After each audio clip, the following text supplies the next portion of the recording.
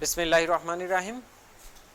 রাজশাহী কলেজের উচ্চ মাধ্যমিক শাখা শ্রেণীর ব্যবসায় শিক্ষা শাখার ছাত্রছাত্রীদেরকে স্বাগত জানাচ্ছি। আশা করি তোমরা সবাই ভালো আছো। আমি মোহাম্মদ রবিউল ইসলাম, প্রভাষক ব্যবস্থাপনা বিভাগ, রাজশাহী কলেজ, রাজশাহী। আজকে তোমাদের অনলাইন ক্লাসে ফিনান্স, ব্যাংকিং ও বীমা দ্বিতীয় পত্র কোর্স থেকে আলোচনা করব। গত ক্লাসে আমি তোমাদের ষষ্ঠ অধ্যায়ের চেক, বিনিময় বিল, অঙ্গীকার পত্রের চেক নিয়ে আলোচনা করেছিলাম। আজকে চেকের পরবর্তী অংশ এবং খুব সংক্ষেপে বিনিময় বিল এবং অঙ্গীকার পত্রের ধারণা দেওয়ার চেষ্টা করব। দেখো, আমরা আজকের আলোচ্য সূচিটা একটু দেখি। আজকের পাঠ শেষে তোমরা চেক অনুমোদনটা কি সেটা ব্যাখ্যা করতে পারবা, চেক অনুমোদনের প্রকারভেদ, চেক অমর্যাদার ধারণা ব্যাখ্যা করতে পারবা, মানে চেক অমর্যাদা কারণ বর্ণনা করতে পারবা, হারানো চেকের ক্ষেত্রে করণীয় কি, কোনো চেক যদি হারিয়ে যায় সেক্ষেত্রে করণীয় কি, আর চেক সম্পর্কিত প্রতারণা বা জালিয়াতির বিপক্ষে ব্যাংকের নিরাপত্তা ব্যবস্থাটা কেমন, আর বিনিময় বিল ও অঙ্গীকার পত্রের পরিচিতি বা এগুলার ব্যবহার সম্পর্কে আমরা জানব। দেখো, শুরুতেই আমরা চেক অনুমোদনটা কি সেটা একটু আলোচনা করি।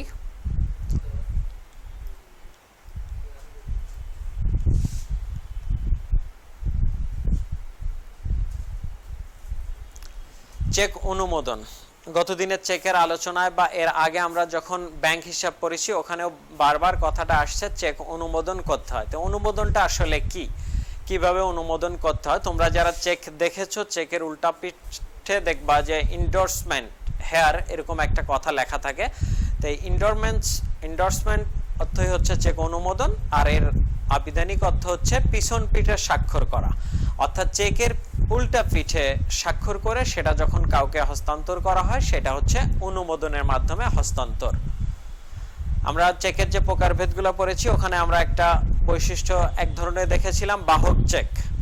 বাহক চেকের ক্ষেত্রে আমরা জানি যে এটা অনুমোদনের কোনো দরকার নাই, চেকটা যার হাতে থাকবে সেই সেটার মালিকানা সত্ত্ব ভোগ করবে। কিন্তু এর পাশাপাশি আমরা একটা হুকুম চেক দেখেছিলাম আর অন্যান্য দেখেছিলাম, কিন্তু মেইন যে টাইপসটা বাহক চেক আর হুকুম চেক। তো হুকুম চেক কিন্তু একজনের হাতে থাকলেই সে সেইটার মালিকানা সত্ত্ব ভোগ করতে পারবে না বা সেই চেক ব্যবহার করতে পারবে না। এর জন্য অবশ্যই সঠিকভাবে তাকে সেটা অনুমোদনের মাধ্যমে হস্তান্তর করতে হবে। আর এই অনুমোদনটা হচ্ছে উল্টা পিঠে স্বাক্ষর করা। চেকের যে আমানতকারী, ব্যাংকের যে হিসাবধারী, সে চেকটা যখন কাউকে প্রদান করবে সেই উল্টা পৃষ্ঠায় স্বাক্ষরের মাধ্যমে।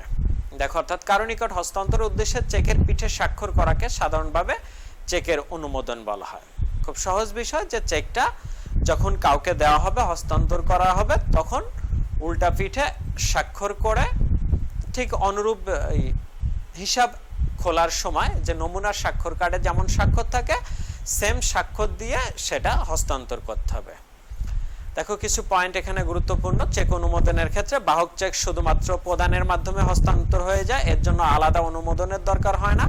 কিন্তু হুকুম চেক যেটা বললাম, অবশ্যই এই অনুমোদন স্বাক্ষর দিতে হবে, অর্থাৎ স্বাক্ষরের মাধ্যমে অনুমোদন করতে হবে। আর অনুমোদন অবশ্যই সম্পূর্ণ চেকের জন্য অনুমোদন করতে হবে।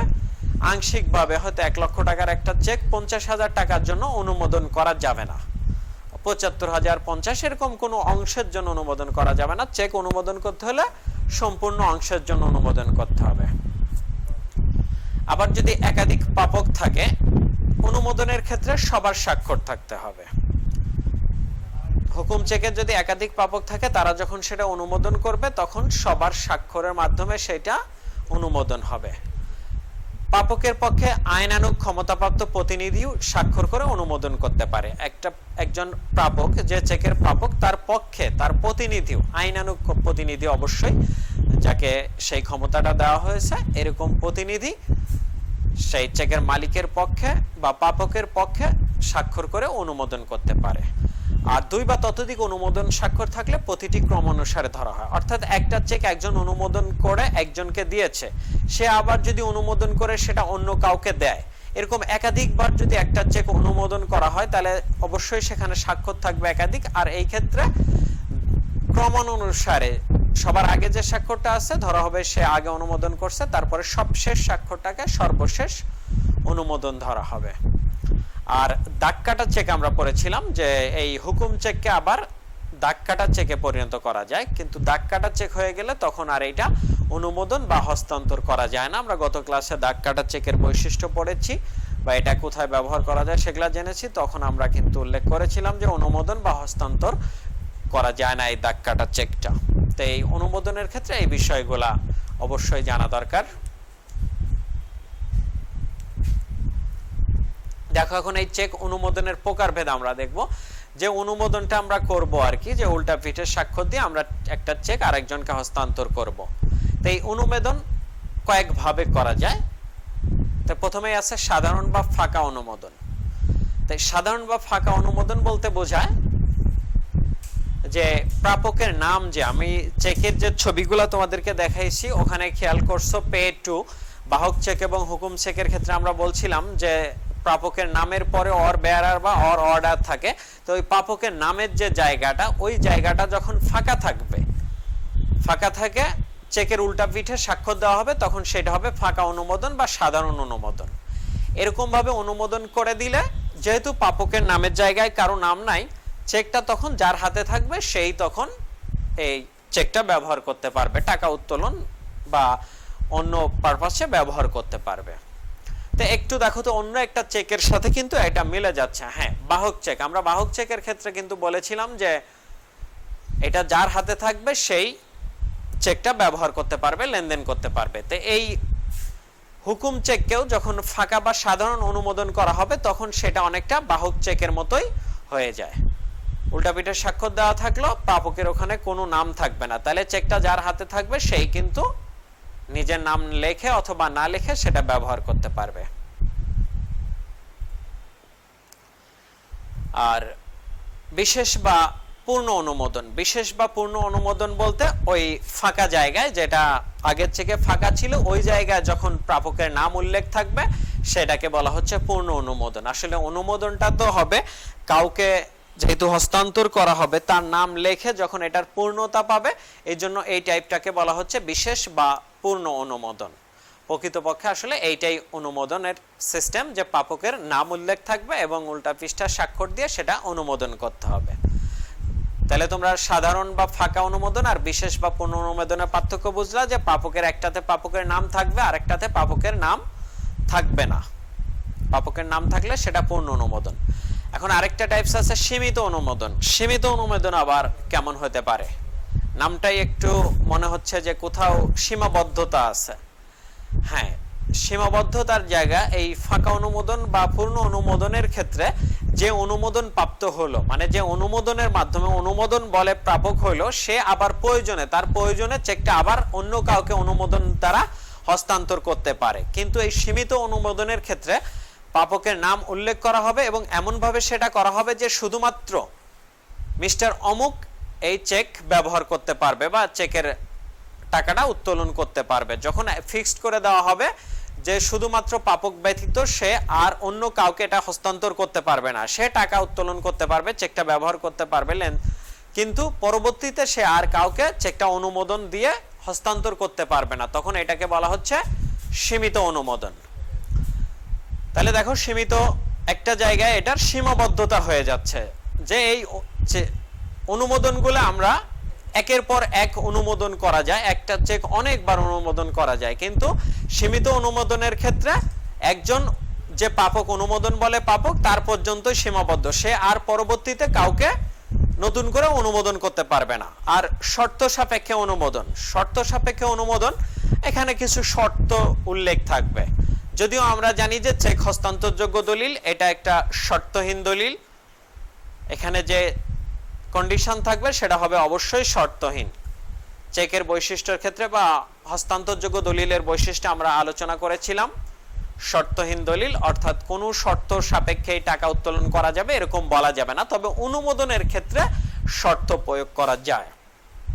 অনুমোদন দিলে সেখানে হয়তো বলা যাইতে পারে যে আজকে 15 তারিখ, 30 তারিখের আগে এই টাকা উত্তোলন করতে পারবে না, অথবা মাল গোডাউনে রিসিভ করার সাপেক্ষে এই টাকাটা উত্তোলন করার সুযোগ দেওয়া যাবে, এরকম শর্ত অনুমোদনের ক্ষেত্রে দেওয়া যায়। তো এই 4 ধরনের অনুমোদন হতে পারে: ফাঁকা বা সাধারণ অনুমোদন, বিশেষ বা পূর্ণ অনুমোদন, সীমিত অনুমোদন আর শর্ত সাপেক্ষে অনুমোদন।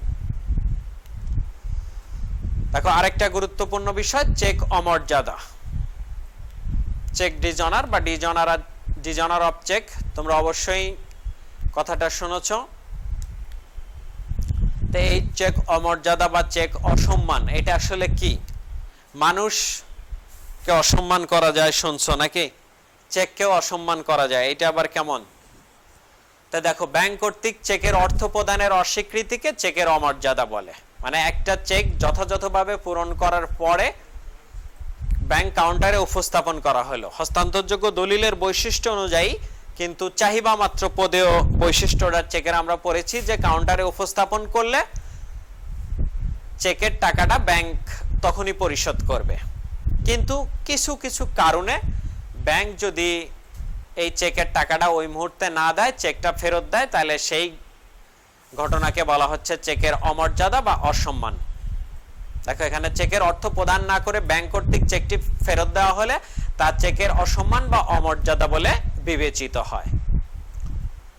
তাই যারা ব্যবসায়ী জগতে এই চেকের অমর্যাদাটা খুব গুরুত্বপূর্ণ একটা ইস্যু। তো এই চেকের অমর্যাদার ক্ষেত্রে দেখো কিছু গুরুত্বপূর্ণ শর্ত আমি এখানে উল্লেখ করছি, অপরিহার্য শর্ত। মানে চেক যাতে অমর্যাদা না হয় তার জন্য যেগুলো অবশ্যই পালন করতে হবে। তো প্রথমে আছে চেকের পাতা যথাযথভাবে পূরণ করতে হবে। যে চেকটা আমরা ব্যবহার করব, একটা চেক বই ব্যাংক থেকে আমাদের সরবরাহ করা হয়েছে, এক একটা করে পাতা আমরা ব্যবহার করি। তো ওই পাতা অনেকগুলা বিষয় পূরণ করতে হয়। তো এই পূরণগুলা যদি যথাযথভাবে না হয় তাহলে কাউন্টার থেকে চেক ফেরত দিতে পারে, অর্থাৎ চেকের অমর্যাদা হতে পারে। এই জন্য চেকের পাতাটা যথাযথভাবে পূরণ করতে হবে। হিসাবে আমানতকারীর পর্যাপ্ত অর্থ থাকা, অর্থাৎ আমি যত টাকা চেক লিখলাম সেই হিসাবে যদি পর্যাপ্ত অর্থ না থাকে তাইলেও এইটা অমর্যাদা হবে, ব্যাংক তো সে টাকা দিতে পারবে না। আর হিসাবটা চালু অবস্থায় থাকে, অনেক সময় অনেক দিন লেনদেন হয় না, হয়তো 2 বছর 3 বছর লেনদেন হয় না বা এরকম লেনদেন হয় না, ব্যাংক হিসাবটা চালু অবস্থায় রাখেনি, সেরকম লেনদেনের ক্ষেত্রেও টাকা উত্তোলন করতে গেলে চেক ডিজনার হতে পারে। আর ব্যাংকে রক্ষিত নমুনা স্বাক্ষরের অনুরূপ স্বাক্ষর চেকে প্রদান করা। অনেকেই হয়তো বিভিন্ন ধরনের স্বাক্ষর ব্যবহার করে, এক এক জায়গায় এক এক স্বাক্ষর। তো ব্যাংক অ্যাকাউন্ট খোলার সময় একরকম স্বাক্ষর দিয়ে অ্যাকাউন্ট খুলছে, এখন চেক দিয়ে টাকা তুলতে গিয়ে অন্য আরেকটা স্বাক্ষর দিয়ে ফেলছে। তো এরকম ক্ষেত্রে কিন্তু এই চেকে কখনোই ব্যাংক টাকা দিবে না। যে চেকের হিসাব খোলার সময় অ্যাকাউন্ট খোলার সময় নমুনা স্বাক্ষর কার্ডে যেরকম স্বাক্ষর দেওয়া হয়েছিল অনুরূপ স্বাক্ষর প্রদান করতে হবে। আবার আরেকটা কারণ হতে পারে হিসাব সম্পর্কে গ্রাহকের বা আদালতের কোনো বিশেষ নির্দেশনা না থাকা, অর্থাৎ গ্রাহক তার হিসাব সম্পর্কে হয়তো ব্যাংকে রিকোয়েস্ট করতে পারে বা নোটিশ করতে পারে যে আমার হিসাব থেকে কোনো লেনদেন হবে না। সেক্ষেত্রে যদি কোনো চেক তার হিসাবের এগেইনস্টে ব্যাংকে উপস্থাপন করা হয়, ব্যাংক সেই চেক ফেরত দেবে। আবার যদি কোনো কারণে আদালতের কোনো নির্দেশনা থাকে সেক্ষেত্রেও কিন্তু সেই অ্যাকাউন্ট থেকে টাকা উত্তোলন করা যাবে না। আদালত হয়তো পাওনাদারের আবেদনের প্রেক্ষিতে বা অন্য কোনো অপরাধের প্রেক্ষিতেও এটা বন্ধ রাখতে পারে। যেমন এখন অনেকেই আমরা দুর্নীতিবাজ বা এদেরকে দেখছি, তাদেরকে কিন্তু ব্যাংক অ্যাকাউন্টগুলো জব্দ করা হচ্ছে। এই জব্দ করার অর্থ আদালতের থেকে একটা নির্দেশনা থাকে যে এই অ্যাকাউন্টগুলোতে আর কোনো লেনদেন করা যাবে না। তো এই অপরিহার্য শর্তগুলো যদি ঠিকঠাক থাকে তাহলে চেক এমন একটা হস্তান্তরযোগ্য দলিল যে এটা চাহিদা মাত্র, এর অর্থ ব্যাংক অবশ্যই প্রদান করবে। তাই এগুলার যদি কোনোটার ব্যত্যয় ঘটে সেক্ষেত্রে এই চেকের অমর্যাদার ঘটনা ঘটে। তো এগুলা সংক্ষেপে বললাম, চেকের অমর্যাদার কারণটা স্পেসিফিক ভাবে বিস্তারিতভাবে স্লাইডে আমি দেখাচ্ছি, তোমরা একটু পয়েন্টগুলো খেয়াল করো। অনেকগুলো পয়েন্ট আছে। প্রথমে দেখো ব্যাংকে উপযুক্ত পরিমাণ অর্থ না থাকা, যে হিসাব থেকে হিসাবের এগেইনস্টে চেকটা সাবমিট করা হচ্ছে সেখানে পর্যাপ্ত অর্থ থাকতে হবে। আবার জমা অতিরিক্ত ঋণের কোনো বন্দোবস্ত না থাকলে, অর্থ না থাকলেও অনেক সময় জমা অতিরিক্ত ঋণ পাওয়া যায়, সেরকম ব্যবস্থাও যদি না থাকে, চেকের আদেশটার স্বাক্ষর না থাকলে, চেক যে আদেশটা অর্থাৎ হিসাবধারী তার স্বাক্ষর অবশ্যই থাকতে হবে। স্বাক্ষর আবার শুধু থাকাই না, সেটা স্পষ্ট হতে হবে, অস্পষ্ট হলেও চেক অমর্যাদা হতে পারে। আবার যেটা আগে বললাম যে নমুনা স্বাক্ষরের সাথে মিলতে হবে, না মিললে চেক অমর্যাদা হবে। চেকের তারিখ না থাকলে বা অস্পষ্ট হলে, তুমি চেক ব্যাংক কাউন্টারে যদি জমা দাও কোনো তারিখ না লেখে, সেক্ষেত্রে ব্যাংক কাউন্টার থেকে কিন্তু ব্যাংক কর্মকর্তা চেকটা ফেরত দিতে পারে, বা তারিখ এমন ভাবে লেখা আছে অস্পষ্ট, সেটা বোঝা যাচ্ছে না, তাহলেও চেকটা ফেরত দেবে। এজন্য তারিখটা স্পষ্টভাবে লিখতে হবে। চেকে টাকার পরিমাণ উল্লেখ না থাকলে, চেক জমা দিচ্ছে কোনো টাকার পরিমাণ নাই, আমরা এই চেকের বৈশিষ্ট্য পড়েছিলাম যে অবশ্যই নির্দিষ্ট পরিমাণ টাকা, নির্দিষ্ট পরিমাণ অর্থের উল্লেখ থাকবে। চেকে টাকার পরিমাণ কথা এবং অঙ্কে গরমিল থাকলে, টাকা উল্লেখ থাকতে হবে এবং কথা এবং অঙ্কে দুইটাতেই যেহেতু লিখতে হবে, সেখানে পরিমাণটা অবশ্যই এক হতে হবে। কোনোভাবেই অঙ্কে একটা ফিগার লিখলাম আবার কথায় লেখার সময় সেটা আরেকটা লিখলাম, তাহলে অবশ্যই এই চেক ব্যাংক কাউন্টার থেকে রিটার্ন দেবে। এটা হচ্ছে চেকের অমর্যাদা। দেখো আরো কারণ আছে, চেকে টাকার পরিমাণ কথা এবং অঙ্কে লিখনে ঘষা মাজা হলে একই থাকতে হবে, একই থাকলো কিন্তু আবার কাটাকাটি হলো, সেক্ষেত্রেও চেকের অমর্যাদা হতে পারে। বাসি চেক বা পরবর্তী তারিখের চেক। বাসি চেক নিশ্চয় তোমাদের মনে আছে যে চেকের তারিখ থেকে 6 মাস 180 দিন যদি পার হয়ে যায় সেটা বাসি চেক। এরকম কোন চেক ব্যাংক কাউন্টারে উপস্থাপন করলেও সেটা চেক ফেরত দেবে। পরবর্তী তারিখের চেক, আজকে 15 তারিখ, আজকে ব্যাংক কাউন্টারে সাবমিট করা হয়েছে 20 জুলাই তারিখের চেক, ব্যাংক অবশ্যই এই চেকের টাকা উত্তোলন করতে দিবে না। চেকে হিসাব নম্বর না থাকলে, চেকে হিসাব নম্বর লেখার একটা জায়গা আছে, যদিও এখন ব্যাংক থেকে যে চেক বই সরবরাহ করা হয় সেখানে প্রত্যেকটা পাতা হিসাব নম্বর সিল দেওয়া থাকে, আগে থাকতো না। তবে এই হিসাব নম্বরটা না থাকলে ওরকম একটা হয়তো অন্যভাবে সংগ্রহ করা যদি পাতা হয় যেখানে চেক নাম্বার নাই, সেক্ষেত্রে অবশ্যই চেক নাম্বার লিখতে হবে। চেকের হিসাব নাম্বারটা না থাকলে ব্যাংক টাকা দিবে না। এক হিসাব বা ব্যাংকের চেক অন্য হিসাব বা ব্যাংকে ব্যবহার করলে, এমন হতে পারে একই ব্যাংকে একজন কাস্টমারের একাধিক ব্যাংক হিসাব আছে, সে একটা চেক বই আরেকটা হিসাবের জন্য ব্যবহার করলেও ব্যাংক টাকা দিবে না।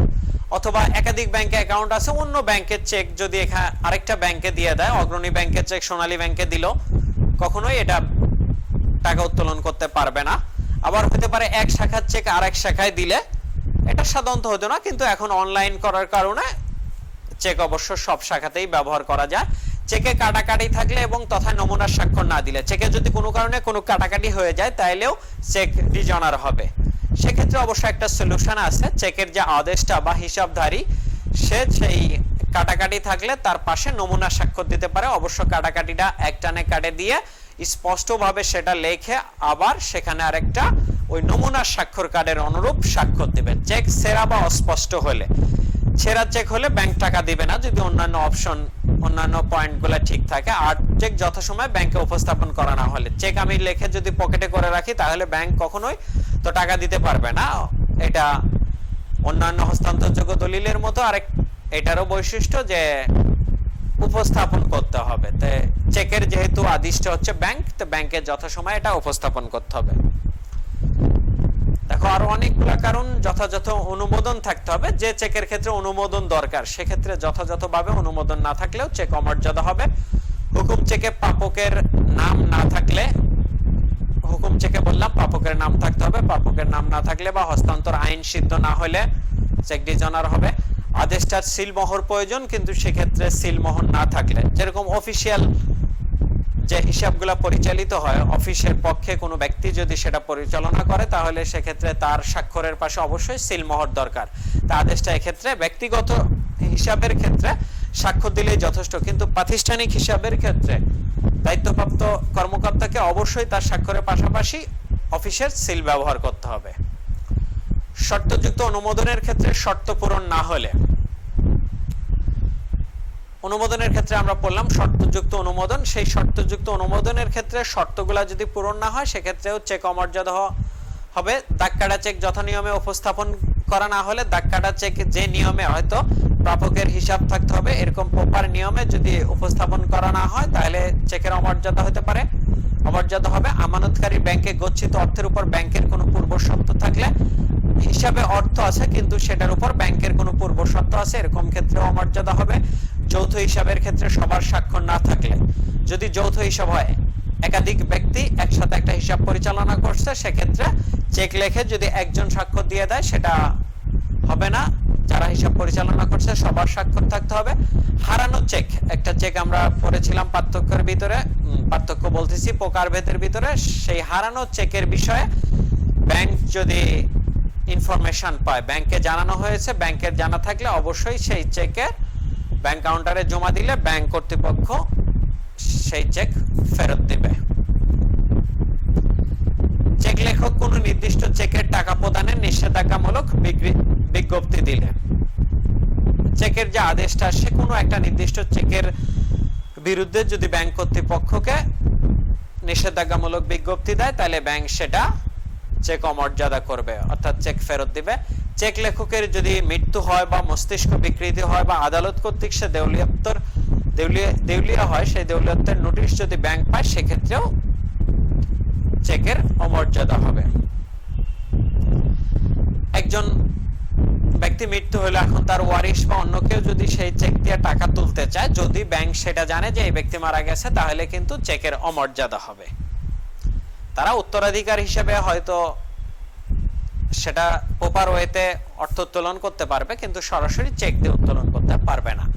চেকের ধারকের সত্ত্বে কোনো ত্রুটি আছে বলে ব্যাংক বুঝতে পারলে, চেকের যে ধারক তার সত্ত্বে যে হস্তান্তর হয়েছে বা অনুমোদন হয়েছে সেই সত্ত্বে যদি কোনো ত্রুটি থাকে আর ব্যাংক সেটা বুঝতে পারে, সেক্ষেত্রেও চেক ডিজনার হবে।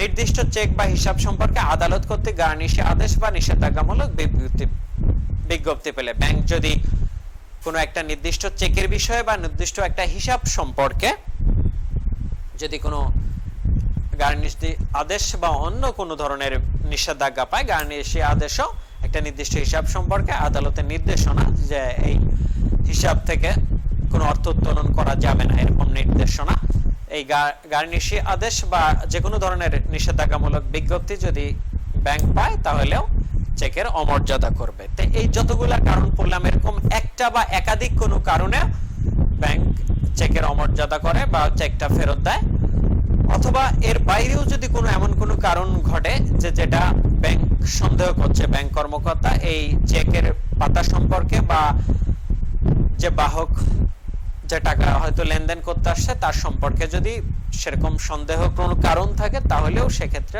ব্যাংক চেকটা ফেরত দিতে পারে। দেখো এখন হারানো চেকের জন্য করণীয়। চেক তো হারাইতেই পারে, হয়তো একটা চেক স্বাক্ষর করে কোথাও বহন করার সময় হারাই যেতে পারে, ছিনতাই হইতে পারে, সেক্ষেত্রে করণীয় কি? তা একটা চেকের তিনটা পক্ষ সাধারণত থাকতে পারে, আমানতকারী বা আদেশটা সেটা অন্য কাউকে দিতে পারে, অর্থাৎ প্রাপক বা হস্তান্তর গ্রহীতা, আর আদিষ্ট ব্যাংকের করণীয়। খুব সহজ বিষয়, এটা এমনি স্বাভাবিক ইয়ে থেকেই বোঝা যায় যে এখানে কি করণীয় আছে। আমানতকারী বা আদেশটা ব্যাংকের চেকটা হিসাবধারী যে সে আমানতকারীর কাছ থেকে যদি চেক হারিয়ে যায় তার কি করণীয়? তার করণীয় অবশ্যই সেটা লিখিতভাবে ব্যাংকে জানাতে হবে যে আমার এই চেকটা হারিয়ে গেছে, সেই অনুযায়ী ব্যবস্থা গ্রহণ করতে হবে, তাহলে ব্যাংক তার করণীয়টা করতে পারে। আবার এরকম হতে পারে যে আমানতকারী বা আদেশটা চেকটা লেখে কোনো একজন প্রাপককে সেটা প্রদান করছে, হস্তান্তর গ্রহীতাকে, তার কাছ থেকে চেকটা হারিয়ে গেছে, সেক্ষেত্রে প্রাপক বা হস্তান্তর গ্রহীতার করণীয় কি? সেক্ষেত্রে প্রাপক বা হস্তান্তর গ্রহীতা তো ব্যাংকে জানাতে পারবে না, তার প্রথমত দায়িত্ব আমানতকারী বা আদেশটাকে সেটা ইনফর্ম করা যে চেকটা হারিয়ে গেছে। তো চেকটা হারানো এই ইনফরমেশন যখন প্রাপক বা হস্তান্তর গ্রহীতা আমানতকারী বা আদেশটাকে জানাবে, তখন আদেশটার করণীয় খুব দ্রুততার সাথে সেটা ব্যাংক কর্তৃপক্ষকে জানানো। এখন মূল কাজটা ব্যাংক কর্তৃপক্ষকে করতে হবে। হারানো চেকের ব্যাপারে যদি আমানতকারীর পক্ষ থেকে ব্যাংক এরকম কোনো আবেদন বা লিখিত নোটিশ পায়, সেক্ষেত্রে ব্যাংক হতে পারে ওই নির্দিষ্ট চেকের অথবা তার হিসাবের সম্পূর্ণ লেনদেন সাময়িকভাবে স্থগিত করতে পারে। চেকের ক্ষেত্রে একদম স্থগিত করতে পারে, আবার প্রাথমিকভাবে রিস্ক মিনিমাইজের জন্য পুরা হিসাবের সব ধরনের লেনদেন বন্ধ রাখতে পারে। পরবর্তীতে হয়তো হারানো চেকের নম্বর কালেক্ট করে বা প্রপার ওয়েতে প্রয়োজনীয় ব্যবস্থা গ্রহণের মাধ্যমে সে নির্দিষ্ট চেকটাকে তারা অফ রাখতে পারে, যাতে এই চেক দিয়ে কখনোই আর লেনদেন করা না যায়। তো কোনো কারণে যদি চেক হারিয়ে যায় সেক্ষেত্রে আমরা এই করণীয়গুলা করব।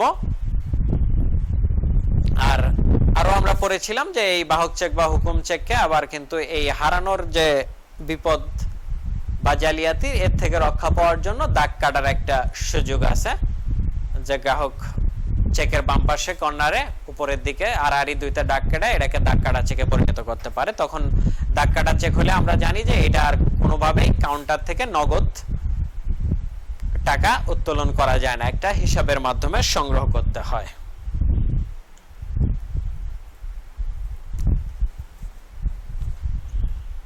দেখো এখানে প্রতারণা জালিয়াতির বিপক্ষে ব্যাংকের নিরাপত্তা ব্যবস্থায় হারানো চেকের ক্ষেত্রে যে কাজগুলো করতে হয়, প্রতারণা বা জালিয়াতির ক্ষেত্রেও অনেকটাই সেই কাজগুলো করতে হয়। তার আগে থেকে ব্যাংকে কিছু সতর্কতা অবলম্বন করতে হয়, সেগুলো আমরা দেখব। দেখো আদেশটার স্বাক্ষর, আদেশটা বলতে চেকের যে মালিক, যে ব্যাংকে হিসাবধারী, তার স্বাক্ষর আছে কিনা, থাকলে যথাযথভাবে আছে কিনা, অর্থাৎ নমুনা স্বাক্ষরের সাথে মিল আছে কিনা, স্পষ্ট আছে কিনা, সেগুলা দেখতে হয়। স্বাক্ষরের তুলনা, যেটা বললাম নমুনা স্বাক্ষরের সাথে মিলকরণ করতে হয়। তারিখের সঠিকতা, একটু আগে আমরা আলোচনা করেছি, তারিখ থাকতে হবে, তারিখের সঠিকতা থাকতে হবে, অর্থাৎ 180 দিন পূর্বে, 6 মাস পূর্বে তারিখ হওয়া যাবে না, আবার পরবর্তী তারিখের চেক হওয়া যাবে না। চেকের পাতা পরীক্ষা, চেকের পাতায় সব যথাযথভাবে পূরণ আছে কিনা সেগুলা সঠিকভাবে দেখতে হবে। চেকটা ব্যাংক থেকে সরবরাহ করা হয়েছে সেই নির্দিষ্ট হিসাবের এগেইনস্টের চেক না অন্য কোনো চেক, সেগুলা পরীক্ষা করতে হবে। প্রাপকের সঠিকতা, এই চেকের প্রাপক যার নাম সেটা ঠিক আছে কিনা, অনুমোদন ঠিক আছে কিনা, সেগুলা দেখতে হবে। টাকার পরিমাণের সঠিকতা, টাকার পরিমাণ লেখা আছে কিনা সেটা দেখতে হবে। টাকার পরিমাণ অঙ্কে কথায় লেখা আছে কিনা, কোনো ধরনের ঘষা মাজা থাকলে সেখানে নমুনা স্বাক্ষর আছে কি, অনুরূপ স্বাক্ষর দেওয়া আছে কিনা। উপযুক্ত তহবিল, এই টাকাটা পর্যাপ্ত তহবিল আছে কিনা, বাকি কোথা থেকে অর্থটা আসছে সেগুলাও জানতে হবে জালিয়াতির জন্য। আমরা এখন জানি নো ইউর কাস্টমার, কেওয়াইসি নামে একটা ফর্ম যখন গ্রাহক হিসাব খোলে তখনই পূরণ করতে হয়। সেখানে অনেক ইনফরমেশন হিসাবধারীকে দিতে হয়, যে তার আয়ের উৎস কি, সে কতটুকু লেনদেন করতে চায়, এগুলো উল্লেখ থাকে। সেই উপযুক্ত তহবিল সম্পর্কেও ব্যাংকে জানতে হবে। চেকে রদবদল, চেকে কোনো ধরনের পরিবর্তন করা যাবে না। যদি টাকার অ্যামাউন্ট বা স্বাক্ষর এগুলা কাটাকাটি বা অন্য কোনো ঘষা মাজা হয়, সেক্ষেত্রে অবশ্যই নমুনা স্বাক্ষর দিতে হবে। সত্যান্তরকরণ বা অনুমোদন, যেসব চেকের ক্ষেত্রে অনুমোদন প্রয়োজন সেই অনুমোদনটা সঠিকভাবে যে নিয়মে হওয়ার কথা সেই নিয়ম অনুযায়ী অনুমোদন হয়েছে কিনা সেটা খেয়াল করতে হবে। অনুমোদনের কোনো যাতে ত্রুটি না থাকে, সেক্ষেত্রে জালিয়াতি হতে পারে। আবার রেখাঙ্কিত চেক, রেখাঙ্কিত বলতে দাগ কাটা চেকটা, দাগ কাটা চেকের ক্ষেত্রে যে প্রাপক সে যথার্থ প্রাপক কিনা বা সেগুলা চেক দিতে হবে। ছেঁড়া চেক, সেরা বা ভাঁজ করা এরকম চেকের ক্ষেত্রে সতর্ক থাকতে হবে। ছেঁড়া চেক কখনো ব্যাংক ব্যবহার করে না বা ব্যাংক ব্যবহার করতে দেয় না। আদেশটার নোটিশ, একটা হিসাবের এগেইনস্টে কোনো নোটিশ আছে কিনা সেটাও একটা চেক পে করার সময় সে বিষয়টা খেয়াল করতে হবে। চেক দাতা সম্পর্কে তথ্যাদি, চেকটা যে সাবমিট করছে প্রয়োজনে এই চেক দাতা সম্পর্কে প্রয়োজনীয় তথ্যাদি সংগ্রহ করতে হবে। আর কোর্টের নির্দেশ, আদেশটার নোটিশ থাকতে পারে বা কোনো একটা হিসাবের বিরুদ্ধে বা চেকের বিরুদ্ধে কোর্টের কোনো নির্দেশনা থাকলে সেটাও বিবেচনায় নিতে হবে। তো চেকের এই পূর্ব সতর্কতা, পাশাপাশি এই আদেশটার নোটিশ বা কোর্টের নির্দেশনাগুলা যদি যথাযথভাবে খেয়াল করা যায়, তাহলে কিন্তু একটা চেকের বিপক্ষে প্রতারণা বা জালিয়াতিটা অনেকাংশেই কমবে বা রোধ করা সম্ভব। তো আমরা আগের ক্লাসে চেকের বেসিক সম্পর্কে অনেক জানছিলাম। আজকে আমরা বাদবাকি বিষয়গুলো, চেকের অনুমোদন দেখলাম, চেকের অমর্যাদা, আবার প্রতারণা বা জালিয়াতির বিপক্ষে ব্যাংকের করণীয়, সে বিষয়গুলো দেখলাম। এই অধ্যায়ে খুব সংক্ষেপে আর বিনিময় বিল বা অঙ্গীকার পত্র সম্পর্কে একটু আলোচনা আছে। হস্তান্তরযোগ্য দলিল আইনে আমরা দেখেছিলাম যে আমাদের বাংলাদেশে যে 1881 সালের হস্তান্তরযোগ্য দলিল আইনটা প্রচলিত আছে, সেখানে মূলত 3টা দলিলকে হস্তান্তরযোগ্য দলিল হিসেবে অ্যাকসেপ্ট করা হচ্ছে। সেটা হচ্ছে চেক, বিনিময় বিল, অঙ্গীকার পত্র। যদিও ব্রিটিশ আইনে বলেছিলাম যে আরো অনেক ধরনের দলিল হস্তান্তরযোগ্য দলিল হিসেবে গ্রহণ করা হয়, আমাদের এখানেও আদালত ওই রেফারেন্সে দলিল হিসেবে স্বীকৃতি দেয় অন্য বৈশিষ্ট্যগুলো বিদ্যমান থাকলে। তাই আমরা বিনিময় বিলটা একটা গুরুত্বপূর্ণ দলিল, আমরা এটা দেখব। দেখো, বিনিময় বিল হচ্ছে এমন এক প্রকার হস্তান্তরযোগ্য ঋণের দলিল যাতে কোনো ব্যক্তি অপর কোনো ব্যক্তিকে কোনো নির্দিষ্ট পরিমাণ অর্থ প্রদানের শর্তহীন নির্দেশ প্রদান করে। একটু মনোযোগ দিয়ে খেয়াল করো, বিনিময় বিল হচ্ছে এমন এক প্রকার হস্তান্তরযোগ্য ঋণের দলিল যাতে কোনো ব্যক্তি অপর কোনো ব্যক্তিকে কোনো নির্দিষ্ট পরিমাণ অর্থ প্রদানের জন্য শর্তহীন নির্দেশ প্রদান করে। অর্থাৎ এখানে পাওনাদার, আমি যদি কারো কাছ থেকে টাকা পাবো, আমি পাওনাদার আর একজন আমার কাছে দেনাদার আছে, এরকম ব্যবসায়ী লেনদেনের ক্ষেত্রে এগুলো সবসময় হয়, বা এমনি ব্যক্তিগতভাবে লেনদেনের জন্য যদি আমি এরকম করি যে আমি একজনের থেকে হয়তো টাকা পাবো, তাকে আমি একটা লিখিত দিলাম। এর আগের দিনে হস্তান্তরযোগ্য দলিলের সময় আমরা দেখাইছিলাম যে আমি ঋণ আছি কারো কাছে, তাকে আমি লিখিত দিলাম যে আপনার টাকাটা আমি হয়তো 2 মাস পরে বা নির্দিষ্ট একটা তারিখ দিয়ে, যে এই তারিখে আপনার টাকা পরিমাণ উল্লেখ করতে হবে, হয়তো 50,000, 1 লক্ষ, 5 লাখ, যাই হোক, যে 1 লক্ষ টাকা এত তারিখে পরিশোধ করব। সেক্ষেত্রে কিন্তু যে ঋণ গ্রহীতা সে দলিলটা তৈরি করে যে ঋণদাতা তাকে প্রদান করছে, তাই এইটার নাম ছিল, এটাও একটা হস্তান্তরযোগ্য দলিল, এইটার নাম অঙ্গীকার পত্র, আমরা এর পরেই পড়ব। আর বিনিময় বিলটা হচ্ছে আমি কারো কাছে টাকা পাবো, সেক্ষেত্রে আমি একটা দলিল তৈরি করছি যে এই আমার পাওনা এত টাকা আগামী এত তারিখে, হয়তো নির্দিষ্ট তারিখ হতে পারে বা একটা সময় নির্দিষ্ট হতে পারে, 1 মাস 2 মাস পরে প্রদান করবেন আমাকে, বা আমার আদেশ অনুসারে অন্য কাউকে প্রদান করবেন, এরকম যখন নির্দেশ দেওয়া হয় এই ধরনের দলিলকে বলা হচ্ছে বিনিময় বিল। আমি একটু নমুনা দেখাবো।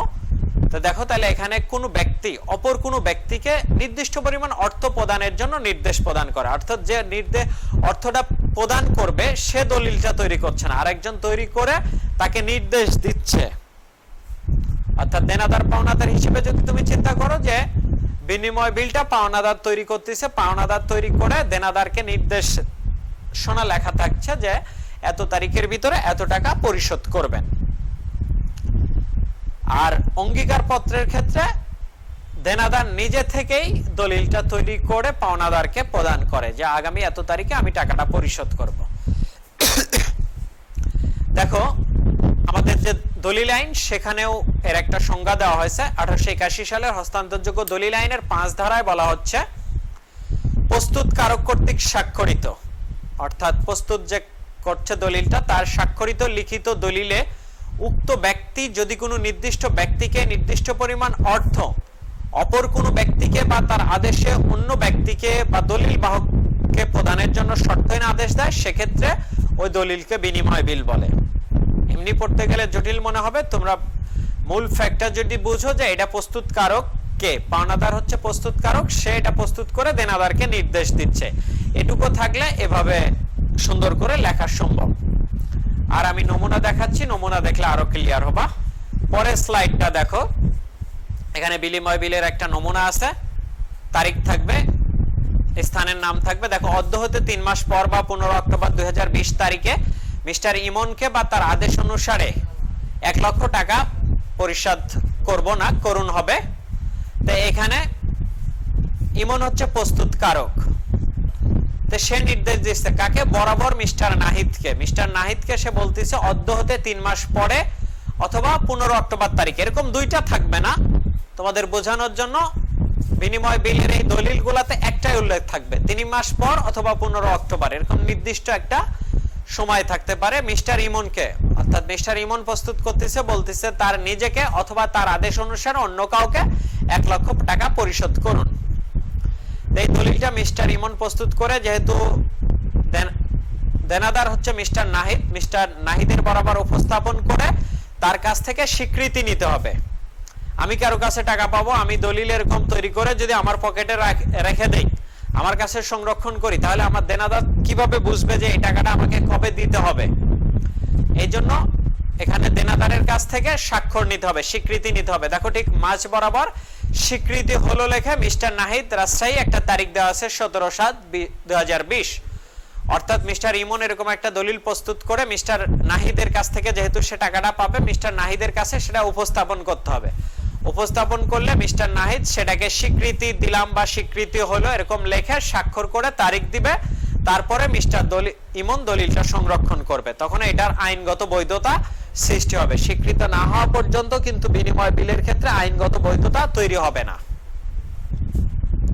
তাহলে এই স্বাক্ষর পাওয়ার পরে মিস্টার ইমন তার কাছে সংরক্ষণ করবে এবং নির্দিষ্ট তারিখে 3 মাস পরে বা 15 অক্টোবর যে তারিখ দেওয়া থাকবে সেই সময়ে আবার এটা উপস্থাপন করতে হবে এই মিস্টার নাহিদের কাছে টাকাটা বা লেনদেনটা বাস্তবায়ন করার জন্য। এই হচ্ছে বিনিময় বিলের নমুনা। এখন নিশ্চয় সংজ্ঞাটা বেশ ভালোভাবে বোঝা গেছে যে বিনিময় বিলটা কেমন হতে পারে।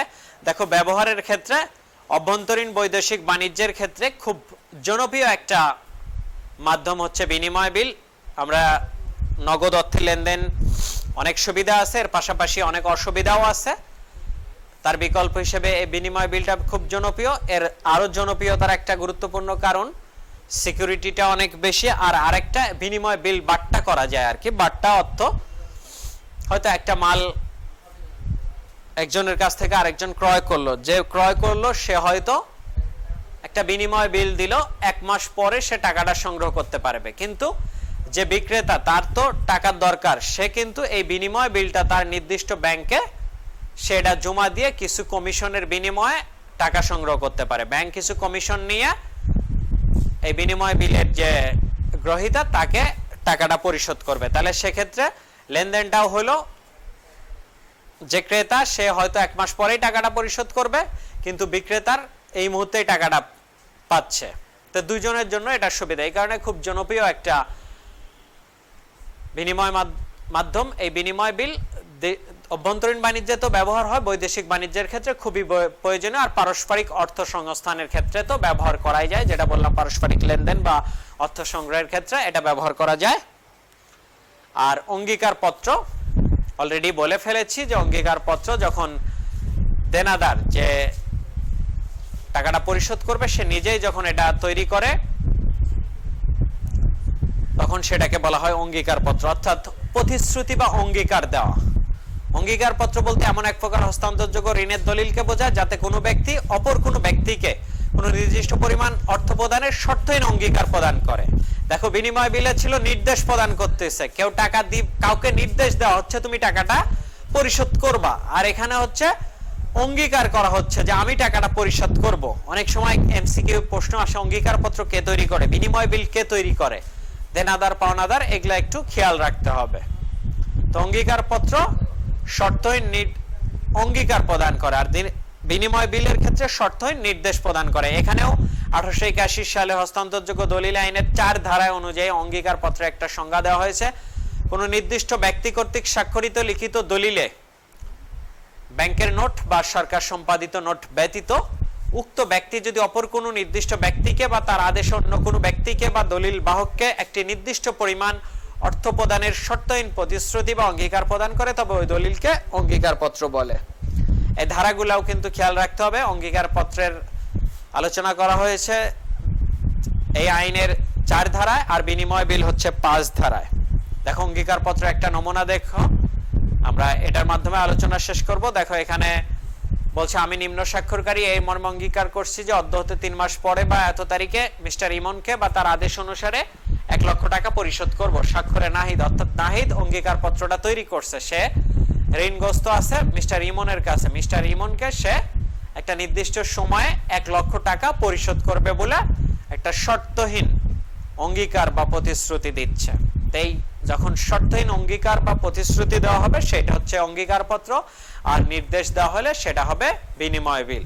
দেখো, ব্যবহারের ক্ষেত্রে অঙ্গীকার পত্রের ব্যবহারটা বৈদেশিক বাণিজ্যে খুব একটা দেখা যায় না, অভ্যন্তরীণ বাণিজ্যে বা ব্যক্তিগত লেনদেনের ক্ষেত্রে এর যথেষ্ট জনপ্রিয়তা আছে। এটা খুব উচিত যে আমরা ব্যক্তিগতভাবে লেনদেন করলেও এরকম লিখিত রাখাটা খুব গুরুত্বপূর্ণ। যারা ইসলাম ধর্মের অনুসারী আছো তারা হয়তো জানো যে ইসলামের বিধানটাও আছে যে লেনদেন সব সময় লিখিত হতে হবে। মৌখিকভাবে লেনদেন এগুলা অনেক জটিলতা তৈরি করে। আর যখন আমরা ব্যবসায়িক পর্যায়ে করব তখন তো অবশ্যই সব লেনদেনটাই লিখিত হতে হবে। আর লিখিতর ক্ষেত্রে অঙ্গীকারপত্র বা বিনিময় বিল এগুলা খুব গুরুত্বপূর্ণ দলিল, এগুলার এক আইনগত বৈধতাও আছে। পরবর্তীতে কোনো সমস্যা তৈরি হলে আদালত এগুলাকে বৈধ দলিল হিসেবে গ্রহণ করে। আজকের আলোচনা এ পর্যন্তই। এর মাধ্যমে আমি ৬ষ্ঠ অধ্যায়ের সম্পূর্ণ আলোচনা শেষ করলাম, চেক, বিনিময় বিল এবং অঙ্গীকারপত্র। এর পরবর্তী ক্লাসে হয়তো ৭ম অধ্যায় আছে, ব্যাংক তহবিলের উৎস থেকে আলোচনা করব এর পরের ক্লাসে। আর যদি এই চেক, বিনিময় বিল এগুলা নিয়ে কোনো কোশ্চেন থাকে, কোনো জিজ্ঞাসা থাকে, কমেন্ট বক্সে করলে আমি উত্তর দেওয়ার চেষ্টা করব। ঠিক আছে, সবাই ভালো থাকো, আল্লাহ হাফেজ।